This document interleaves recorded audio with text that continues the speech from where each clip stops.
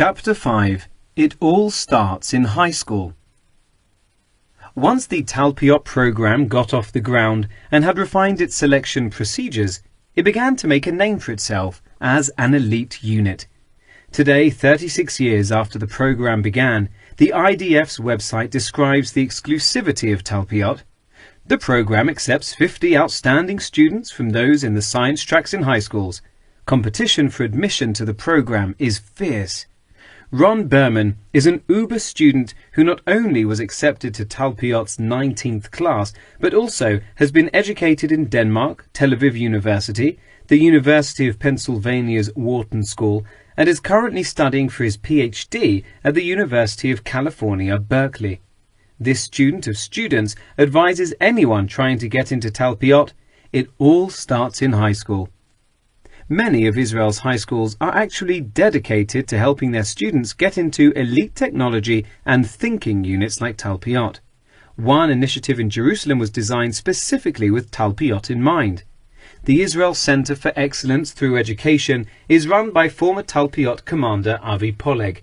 He uses many of the techniques he perfected at Talpiot and shares them with schools run by the state throughout Israel. The center is integral in setting the curriculum and helping to run one of the few boarding schools in the state of Israel, the Israel Arts and Science Academy. The school shares its campus with the center. Students admitted to this elite program are already extremely talented, but the school is designed to help them focus on mathematics, chemistry, physics, and computer science at a higher level than they could get at a state-run school anywhere else in Israel. Some students commute from the Jerusalem area, but most live, sleep and eat in dorms. The teenagers at the school come from more than 100 diverse communities in Israel. They come from large cities and small towns, from kibbutzim and agricultural communities, and the program is open to both Israeli Jews and Arabs. The Israel Arts and Science Academy and the Israel Center for Excellence Through Education gives students the tools they need to learn better and faster, just like Talpiot cadets. Poleg's teaching methods are the same as they were in Talpiot. We don't direct students to a certain point. We want to prep them with the abilities and values and talent to cope later on with challenges. Talpiot's philosophy of how to promote independent thinking, curiosity and motivation is relevant here. When asked, how do you implant curiosity and a desire to learn in a student? Poleg answers, you're asking for the whole Torah on one leg, as Rabbi Hillel once said. The famous sage was once asked if he could summarize the entire Torah while the questioner stands on one leg. In a nutshell, it is developing study units that will pull students into an adventure. We don't start by saying today we are going to learn about this or that. We start with a legend or story. We try to put the student in a position that stimulates the situation. We tell them, this time you'll be a historian, a scientist, a detective. Students should learn under different hats to keep it interesting. It is a way to build tasks in a moderate way, putting much of the responsibility in the hands of the students themselves. The teachers are not supposed to be the source of knowledge, but rather facilitators of the learning process. That means they are there to guide the process and instruct slightly, to let the students come up with their own conclusions, to let them fail and not correct them too early. The teachers should ask many questions but provide few answers. Answers should come from the students. There are clear differences between a boarding school and a military base. While the end goal is the same, implementation isn't identical. But Talpiot rules and methods do hold true. Poleg sees it as his responsibility to strengthen independent abilities and self-esteem. I deeply believe that once you teach a learner, you will harvest the results later on. Some might call the Israel Arts and Science Academy a prep school for Talpiot. Admission to Talpiot is always in the minds of the program's students and teachers, and they've sent more than their fair share on to Talpiot's success. Nachshon, a similar program for high school students, later became prominent. It was founded by Eviatar Matania of Talpiot's 6th class. The program is named for the valiant biblical figure Nachshon ben Aminadav, the first Israelite to jump into the Red Sea before the waters parted. While Nachshon's students are not necessarily Talpiot candidates, several cadets have come from this prestigious program. In Israel, many of the top high schools align themselves with top universities, either formally or informally. One of Talpiot's earliest feeder high schools was a school called Handasiim. Handasa means engineering and geometry in Hebrew. It used to be closely affiliated with Tel Aviv University and has sent Talpiot some of its finest graduates, including Eli Mintz. He recalls, "I was recruited to Talpiot after the army received a recommendation from the principal of my high school at Handasiim. 5 people from my high school class went on to Talpiot. Overall, Handasiim has sent a high percentage." Another prominent graduate who went on to Talpiot is Ophir Kraoz.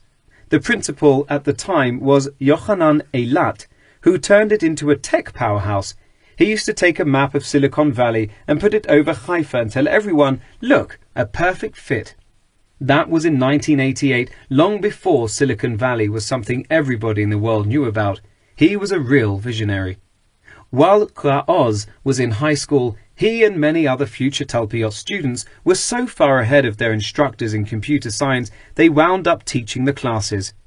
As the world adapted to computer-based life, teachers had trouble keeping up at first. It quickly became clear the tide was changing throughout the globe as students began teaching the teachers. Yet a big advantage emerged at Handasiim in these years. Many Russian immigrants with very sophisticated education couldn't find work at their level in Israel, and so many became teachers at Handasiim. The school has since moved and now stands in the town of Herzliya, just north of Tel Aviv. The principal today is Orit Rosen. Handasiim furnishes so many recruits to top army technological units because of the multitude of projects the school offers, which is unprecedented in the country and abroad. There is a diversity and high level of scientific work, including a combination of various disciplines: computer science, technology, medical science and more. Today, more includes robotics and facilitates for students showing an early acumen for satellites, aerospace and biotechnology. In Haifa, not far from the Technion, is a high school named Leo Beck. Students are accepted from all walks of Israel life. Many pay some tuition, though about 10% are on full scholarship. There are forms of assistance for other students as well. The mission of the school is to provide a pluralistic education for its students who come to the school from all over the northern half of the country. There are about 1,000 students and 150 teachers, a ratio just about any school in the world would envy.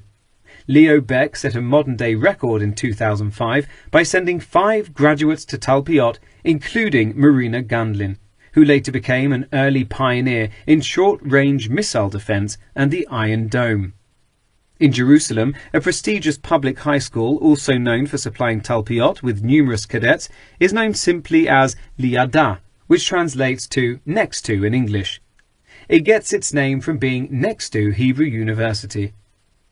Israel is a country where kids have to grow up fast so they can contribute to the security and well-being of the state early on.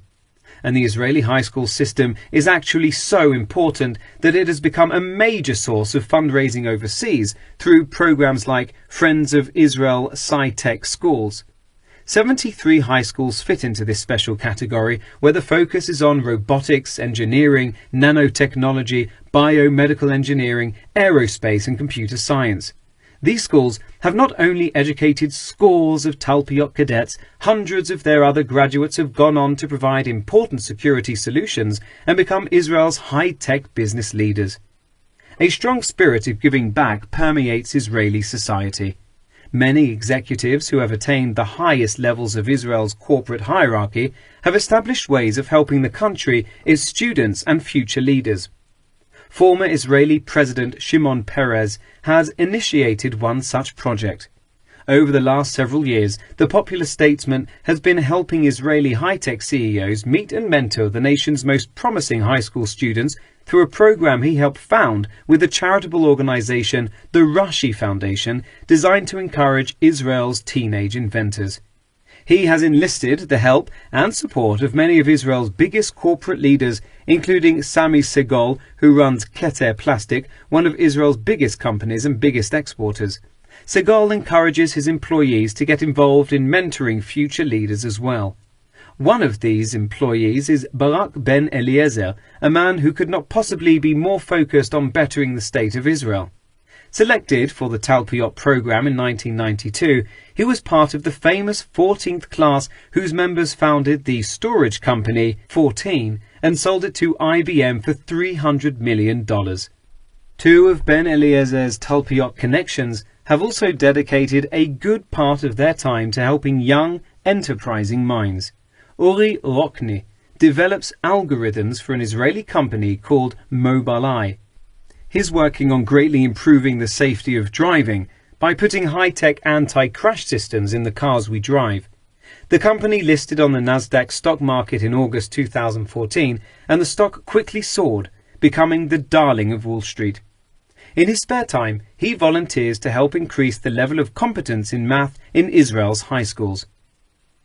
Uri Barenholz graduated with Ben Eliezer's 14th class of Talpiot. He went from data storage to biological engineering research at the world-renowned Weizmann Institute in Rehovot, Israel. For fun, he teaches physics at a junior school in Holon, a suburb of Tel Aviv. Some of the students he teaches, like the talented young scientists being graduated from specialized high schools, will set their sights on advanced university degrees. Many will aim for admission to Talpiot, for they know that it is the stepping stone to the best university education, the highest army accolades, and a promising future. Chapter 6: The World's Fastest Learning Curve. From the start, the Israeli army and founders of Talpiot knew that they'd need to outsource some of the educational aspects of the program to Hebrew University. Most Israelis don't start at universities until they are at least 22 years old, 4 or 5 years later than most students in the United States. Most Israelis are discharged from regular army duty and then go to see the world. They go to India. They trek through Nepal. They escape to Thailand. In fact, there are so many Israelis in part of those countries that street signs, stores and hotel markers are in Hebrew. One shopkeeper in India was shocked to find out there were only about 6.5 million Israelis. He thought that since his town was constantly overrun with men and women from the Jewish state, there must be hundreds of millions of them. Other young Israelis go to South America for months at a time, hiking through the Andes. Many go to both Asia and South America. When they return to Israel, they may register in one of Israel's 9 universities, many of which are world-renowned, including Tel Aviv University, Ben Gurion University of the Negev, the Technion in Haifa, and of course Jerusalem's Hebrew universities. Others might go to one of several dozen colleges in Israel. But because Talpiot cadets serve at least 9 years in the military, they immediately begin studying for their academic degrees at the age of 18 when they enlist. When they finish their coursework at Hebrew University, they have their bachelor's degree in mathematics, physics, and/or computer science. This advantage gives them peace of mind, knowing that they won't have to start their studies after they're out of the military. When the army is paying for you to study, however, you don't have the luxury of falling behind. In Talpiot, if you drop back, you'll get kicked out. Speed has always been an important part of the program. Because Talpiot students get fewer weeks to study than their university counterparts, the academic program moves faster. One reason for that is simply because the cadets are in the army and they have other things to do. Another reason is that the army is intentionally training the cadets in how to think faster. There is no magic to making a student learn faster. The way it is done is to emphasize group learning. The thinking is that if you're with other cadets in a military-like setting, 24 hours a day, 7 days a week, you bond. When part of the group moves faster, the rest of the group will keep the pace. The speed of the coursework is much quicker than at a regular university. The cadets train and learn as a class. Academic competition is not part of the program, and there is no cheating in Talpiot. Many of the professors allow students to share work as they encourage cadets to help one another. The thinking is that as each cadet brings different kinds of strengths from different backgrounds, integration is greatly encouraged. That emphasis on teamwork helps create high levels and higher speeds for development and for learning the course materials. But sometimes that speed can be a problem, and the 25% dropout rate attests to the challenge. Even some of the top Talpiot recruits who went on to become some of the most successful Israelis of all time have complained Talpiot's coursework moves too fast. Marius Nacht is a co-founder of Israel-based Checkpoint Software Technologies. Their internet protection software defends almost all of the companies in the Fortune 500 from web-based attacks. Nacht is a graduate of the second class of Talpiot. He was born in Romania while his parents waited anxiously for the Romanian government to grant their family exit visas. In the 1960s, Romania held its Jewish citizens hostage. If they wanted to leave, the Jewish Federation of North America had to cough up a $5,000 ransom for every exit visa. His parents had started the immigration process a decade before the paperwork finally came through. Nacht was 3 years old at the time and does not recall his first days in Israel, but he does remember growing up in a rough, industrialized part of the coastal town of Ashkelon. He says his family's situation gradually improved to the point where they were eking out a middle-class existence. Back then, standardized testing wasn't exactly part of the norm, so Nacht's family didn't realize Marius had a special academic gift, and neither did Marius. His father insisted that he attend a vocational high school, a place where he could learn a trade. Marius attended ORT, one of many programs funded by the global Jewish community. He says, "I wasn't interested in it. I was doing what he told me to do. We studied many things, including electronics." In 1980, an army recruiter came around looking for the brightest students.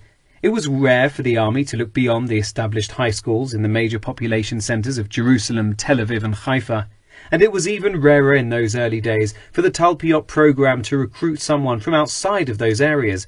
But from Marius's class, 2 students were selected for Talpiot testing. Marius was intrigued by the exams. Acceptance in Talpiot meant more to him than just the opportunity to be part of this new and exciting part of the Israeli army. It meant he had been absorbed by the country he moved to as a boy, that his intellect had been recognized, though he came from the depressed town of Ashkelon, a town often ignored by Israel's established elite in Jerusalem, Tel Aviv and Haifa. But once he was in the program, he wanted out. The other guys were very, very smart in terms of math and physics, and I was not at the top of the class as I had been in high school.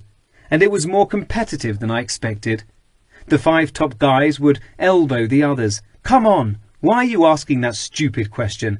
The professor just said it 5 minutes ago. Why are you asking again?" We knew that the first class, the year before ours, started with 30 students, but a year later only 20 were left. So I was sure I was going to be kicked out.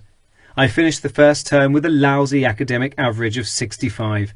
To me, it was evidence that I should drop out, and I wanted to. Why continue? I was just prolonging my military service instead of doing the things I really wanted to do. So I went to Hanoch Tzadik, the guy that you have to talk to if you want to leave the program. He was a psychologist. I explained to him that I'm not that good. I was getting a lot of homework and not even getting half of it done by 1 in the morning. Tzadik, who later became one of Israel's best-known professors of psychology and a motivational speaker to executives, convinced him not to quit. He told Nacht he had put a lot of tension and pressure on himself, and that's why he couldn't concentrate. He made him promise that every other day he would run around the campus 5 or 6 miles, a minimum of 3 times a week. Nacht recalls, "Because I was much cooler about it and not pressing myself, my average grades jumped from 65 to 85. I figured if that's the trend, I might even finish with a reasonable average, and I stayed on." Hanoch Tzadik was a very important person in my life and obviously made a huge impact. Tzadik is an appropriate name for a psychologist who helped so many people that would later become crucial to Israel's security. The word tzaddik in Hebrew means righteous. It is often a title sometimes given to biblical figures. In short, a tzaddik is someone who lives by his faith. Hanoch Tzadik notes that for most of the Talpiot students, it was the first time in their lives they needed help, and to some it was a real crisis. Their main problem was dealing with difficulty, not the coursework. "It was my main job to help them," he affirms, but there was no blanket solution for each cadet with a problem. "I didn't really tell them anything at first, I just listened to them. I had to make them believe they will overcome the problems, and it's a very personal thing. I really believe that most of them could overcome it. The ones that left generally did very well later, but it wasn't the right time for them. These were not failures. They just weren't ready for this kind of thing. Getting through Talpiot was never easy, even for those who thrived on the challenge. One such person is Dr. Aviv Tutnauer, one of the few Talpiot graduates to go to medical school after finishing his army service. He's an anesthesiologist specializing in pediatric surgery, and he agreed to be interviewed on a busy day of surgery. We meet in the hospital lobby at Hadassah Medical Center, and we talk in the locker room as he puts on his operating room scrubs. So that he'd never forget it, Tutnauer set his locker combination to the number representing a certain isotope of uranium that can sustain a fission chain reaction. For him, that's a memorable figure. He explains what would happen during surgery, the goal of the operation, and his role. The surgery will be on a 2-year-old boy who has an artificial heart valve needing repair. It will be Dr. Tutnauer's job to sedate the child. Around us, doctors are listening to our interview. The cardiothoracic surgeon stops his pre-operation procedures for a moment and looks at Dr. Tutnauer. He asks in Hebrew, "Who is this person doing the interview, and what's it for?" Tutnauer replies, "It has to do with my Talpiot experience." The surgeon asks in alarm, "Isn't that all top secret?" Tutnauer chuckles, and the interview continues. He tells me that in addition to going through the program, he also served as a commander of the 15th class of Talpiot.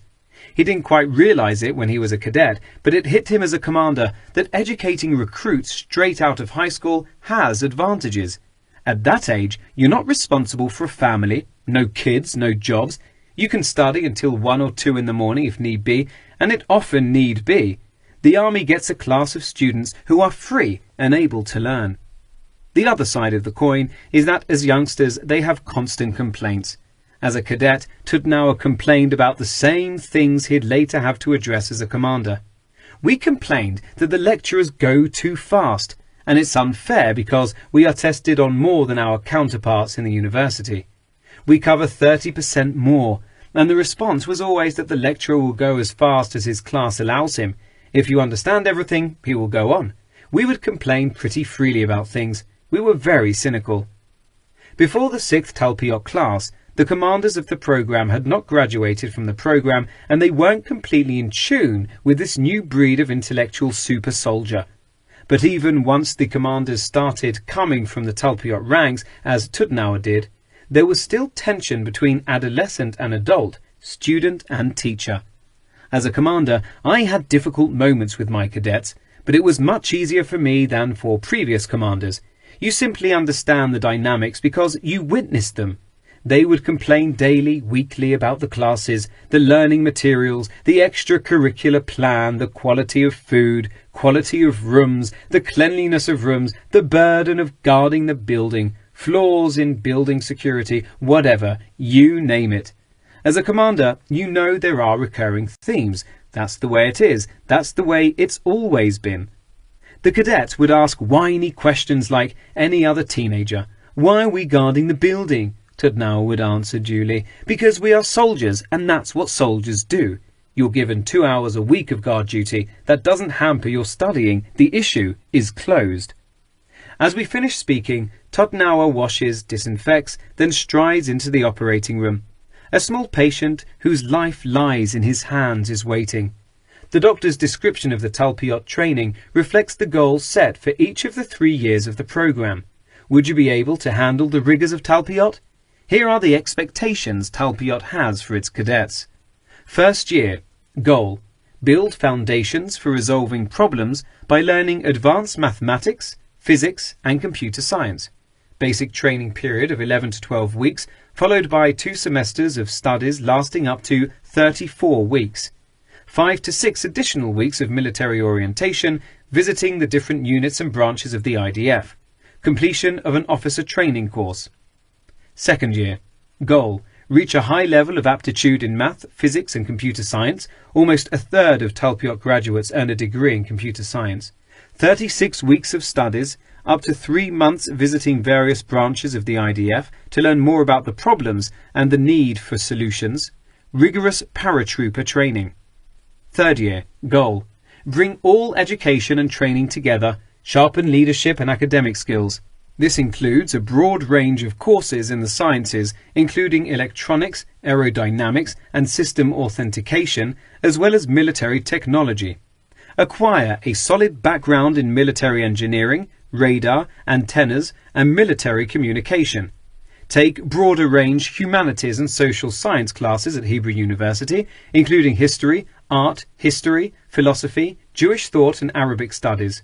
Decide on a discipline and an expertise. Interview and audition for posts within the Israeli Defense Forces. The project spans all 3 years of Talpiot training.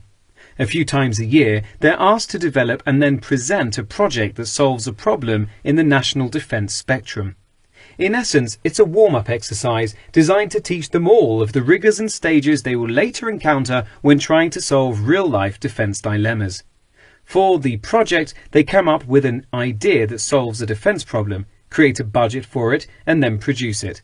They present their problem and the way they've solved it to a group of army officers who are brought in to judge and discuss the projects. On several occasions, officers have been impressed enough with a certain project that they decided to actually develop it. In addition, sometimes producing a project leads to a post-army appointment for a Talpiot graduate. Over the years, it's become commonplace for second-year students to introduce themselves to the IDF's top brass by working on these problems and the solutions. Past projects, which will be discussed later, include an early mock-up of the Iron Dome short-range missile defense shield that has been remarkably effective in knocking missiles out of the air before they reach their targets inside Israel. Another innovation, the Trophy, a tank-mounted device that automatically fires at an incoming projectile in order to protect the crew inside, had its origins in the Talpiot program. All Talpiot classes are assigned advisors to help them through the program from beginning to end. It is the advisor's duty to serve as a contact person and liaison between the students, the army, and the university professors. At the beginning of the program, founder Felix Dotan served as an advisor, a role later carried on by various professors at Hebrew University. The heads of Hebrew University's mathematics, physics and computer science programs also take on outsized roles in advising the cadets and serve as a go-between with the army. Hebrew University deans and rectors have all been integral in the program from its outset. When those 3 years come to an end, the cadet gets a promotion as well as that coveted degree in physics, math, computer science, or all three. After graduating, most Talpiots will then continue their formal education. Many continue to study at Hebrew University while doing their army service over the next 6 years. The Weizmann Institute of Science is another popular destination. Talpiots who are accepted there often study for master's or doctorate degrees in biology and complex physics. On one floor of Weizmann, Talpiot students have taken over a line of offices where they are studying and experimenting with biotechnology, genetics and biopharm. A third choice for many Talpiot students is Tel Aviv University, where they study advanced engineering and business administration. The Israeli army has always prided itself on being an equal opportunity employer for men and women. As noted in an earlier chapter, Talpiot was a rare exception when the program began and women were not recruited for the first several years. But by the time the 24th class was assembled in 2003, the evidence was clear. The women had arrived and had fully integrated themselves in Israel's most prestigious military program. 11 young women were accepted into the program that year. There have even been several Talpiot marriages. Mazal Tov! That stimulates the situation.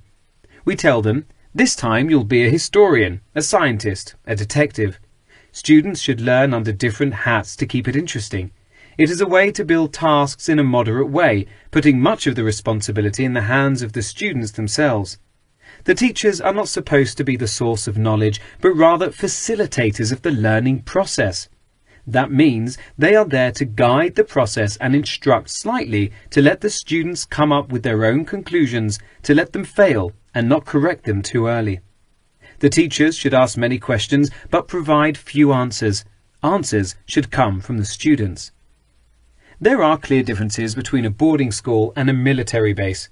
While the end goal is the same, implementation isn't as they were in Talpiot. We don't direct students to a certain point. We want to prep them with the abilities and values and talent to cope later on with challenges. Talpiot's philosophy of how to promote independent thinking, curiosity and motivation is relevant here. When asked, how do you implant curiosity and a desire to learn in a student? Poleg answers, you're asking for the whole Torah on one leg, as Rabbi Hillel once said. The famous sage was once asked if he could summarize the entire Torah while the questioner stands on one leg. In a nutshell, it is developing study units that will pull students into an adventure. We don't start by saying today we are going to learn about this or that. We start with a legend or story. We try to put the student in a position. University of California, Berkeley. This student of students advises anyone trying to get into Talpiot, it all starts in high school.